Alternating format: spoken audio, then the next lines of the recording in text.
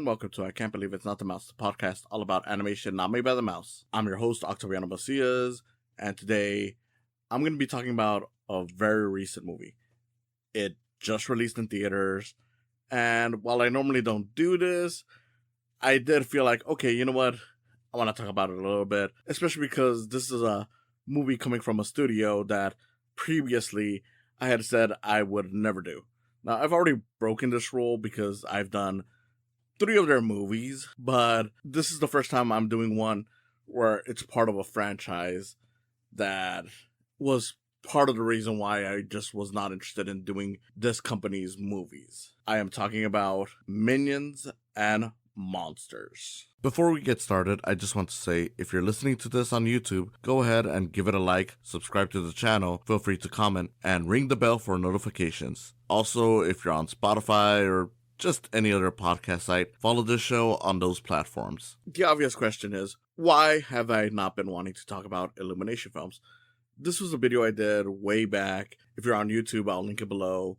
But it was a video that I did with a guest years ago, I want to say about 3 years ago, where essentially I was just like, look, I am not the biggest fan of Illumination.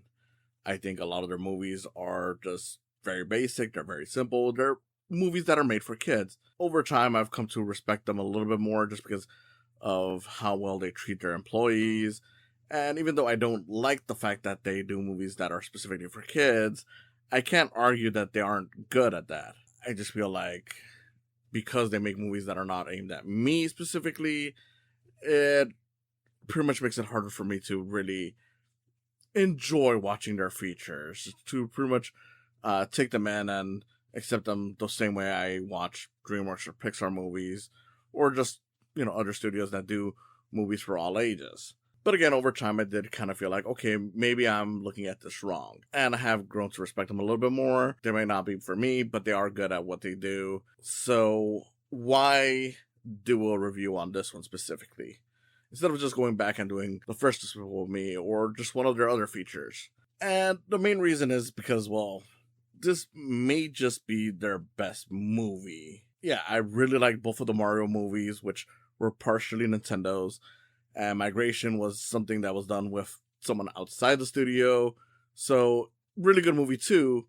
But I think even with all those things, this may just be their best movie. And yes, admittedly, part of it is bias on my end. This is a movie that is a love letter to cinema. They've been saying this for who knows how long since they've been promoting this movie.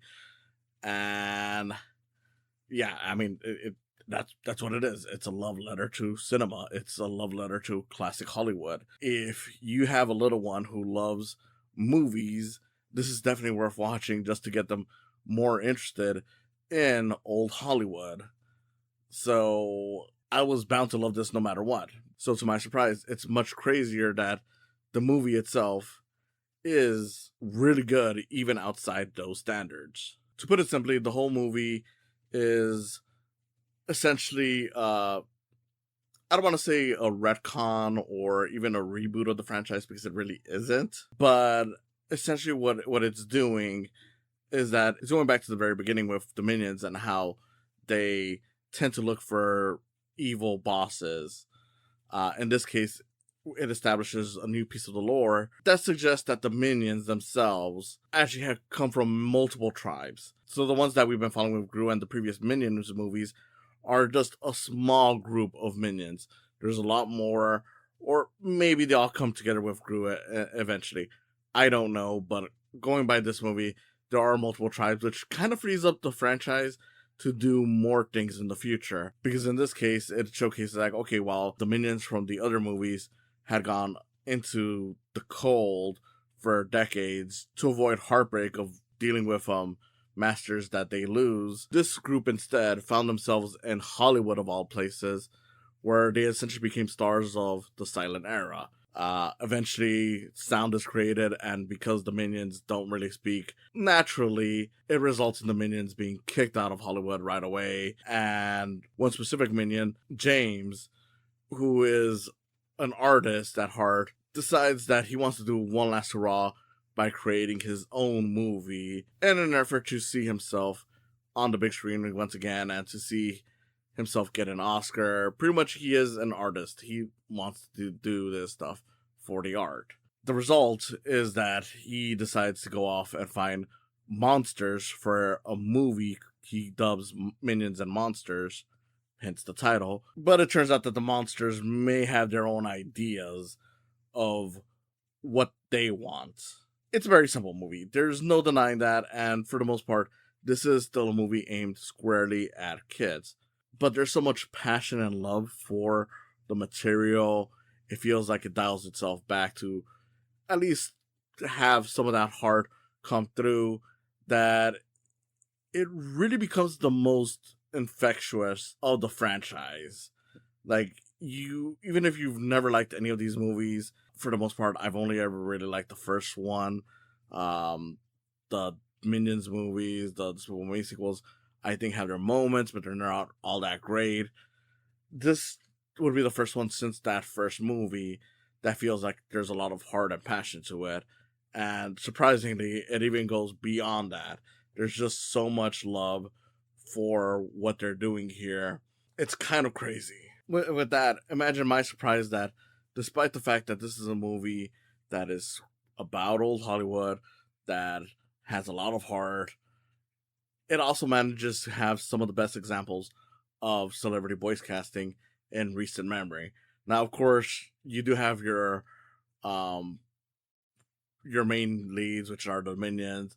There's still Pierre Coffin, which is great because, of course, it allows for less distraction with their voices. But then you got people like Trey Parker, who is, of course, mostly known for voice acting. He's, of course, one of the creators of South Park. And he shows up as the main, as the monster villain, Goomy, alongside Phil Lamar and Bobby Moynihan as other monsters who help him out. Which, again, is great because it's like, hey, more voice actors. And then even beyond that, we get people like Jeff Bridges coming in as the studio execs. He plays not one, but two of them. They're brothers. They're essentially, I'm assuming they're supposed to be like a Warner Bros. Parody, like the idea of like, hey, look, two brothers or whatever. But for the most part, it's like one's like the grumpy brother, one's the happy brother, and Jeff Bridges does change his voice for both of them, so it is a lot of fun hearing him actually mess around with his voice for these characters. You know, you got Jesse Eisenberg as a character named Dort. He's a robot that shows up about midway into the movie. I don't know if he did anything specific with his voice. I know that they do alter it with like a more mechanical sound, but because of that, it is another instance of like, hey, look, the person who's acting is allowed to act, and they don't just sound like, hey, look, we got celebrity number whatever to be this character. So there's a lot of fun stuff that they do with the actors that they get in this movie. Even George Lucas, who they've talked about having a cameo in this, gets a really memorable moment. Like, I saw it coming, and it still made me laugh so hard. There is just so much to love in this movie.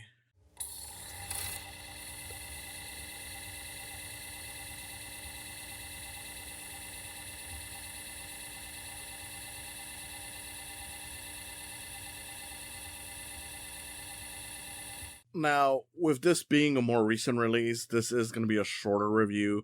I don't want to spoil anything. Not that there's anything that you can't spoil in this. I mean, you know, Minions make a movie, monsters are there. The monsters eventually betray the Minions. I mean, this is even in the trailer.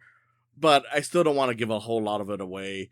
And this being a comedy means that I also don't want to give away a bunch of the jokes, which is very hard to do because it's like you want to talk about all the humorous stuff. But I will keep it short because this is a movie that just hit theaters.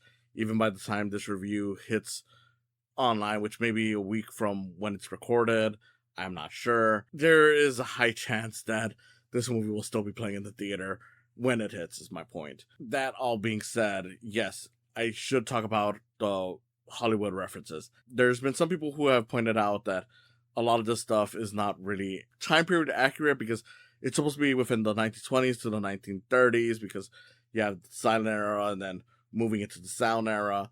And yet there's references to like the Maltese Falcon, Citizen Kane, and other movies that are from decades later. Like I said, Jesse Eisenberg plays a robot character, and that is a reference to a very specific sci-fi movie that comes out in the 50s. So, yeah, it plays around with where exactly it's supposed to be in. And while some people might think that's sloppiness on their end, I think it's more or less just them not really trying to be faithful to a specific period. Like, there's still some specific stuff because, of course, there has to be. But for the most part, they're like, look, we just want to honor old Hollywood, what we consider to be the golden age, the classic era, all that stuff of Hollywood.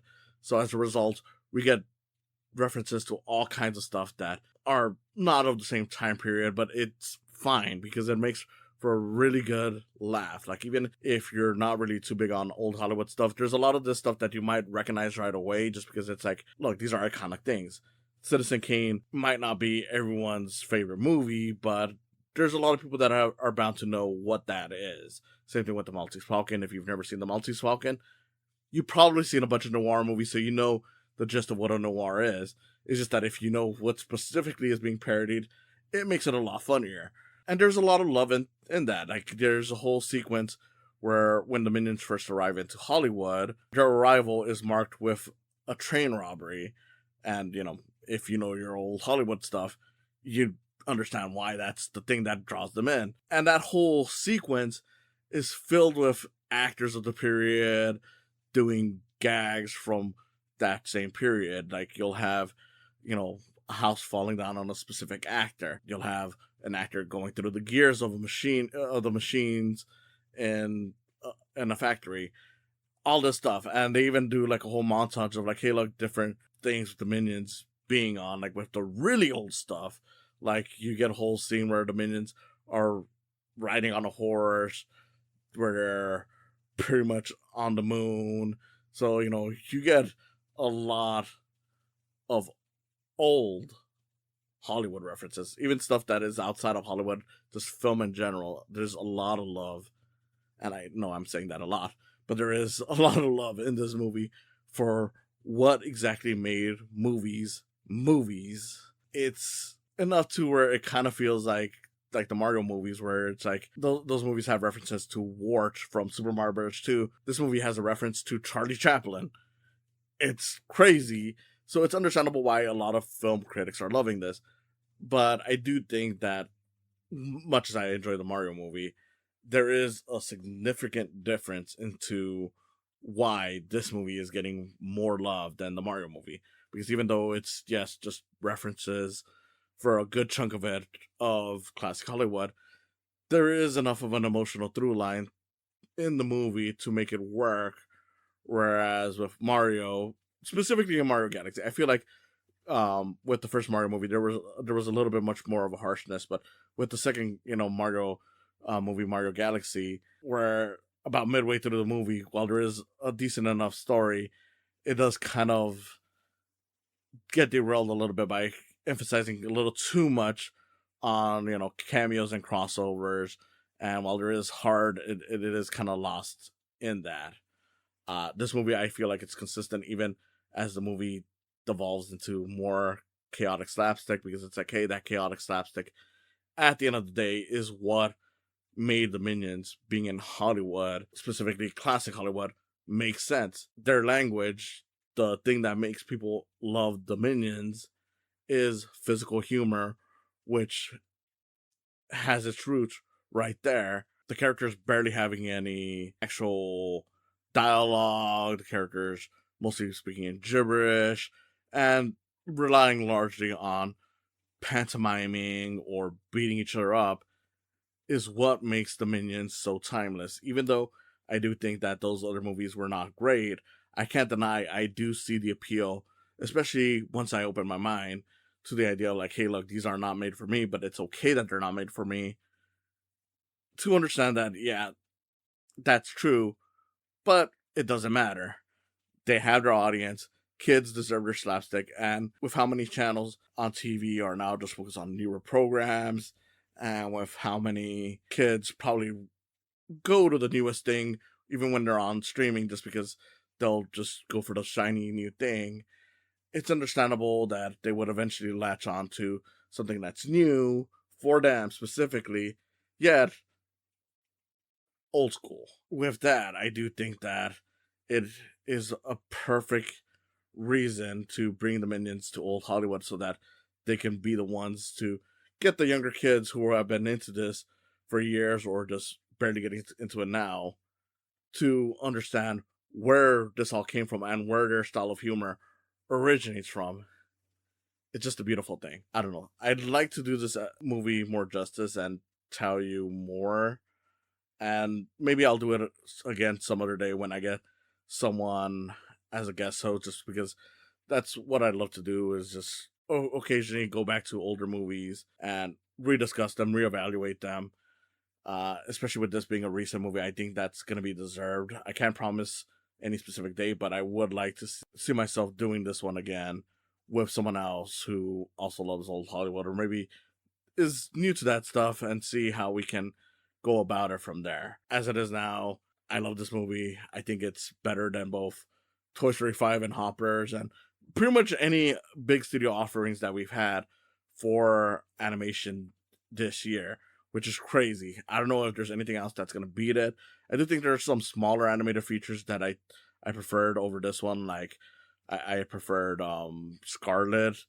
I'm not sure if I've talked about that one before on here, but there are some animated films that I've loved. But in terms of the big studio stuff that's coming out in the US, somehow Illumination has made the best one so far in 2026 with the Minions third entry. It sounds like it's cheap just because it's just making references to old Hollywood, but I promise you it is exactly the kind of movie that I think kids deserve and that adults will love, even beyond just the references. It is just a funny movie with a lot of passion and love for the material, and it just knows exactly why that stuff matters in a world where these characters exist. With that all out of the way, thank you for listening, and I hope to see you again next time. Piñata, carbonara, lasagna. Thanks for stopping by. Go ahead and follow this channel. Subscribe, like and comment, ring the bell for notifications. Go ahead and also follow my podcast and give some love to my Patreon account while you're at it. It's www.patreon.com/psycams. Again, thanks for stopping by, and I hope you come back for more in the future.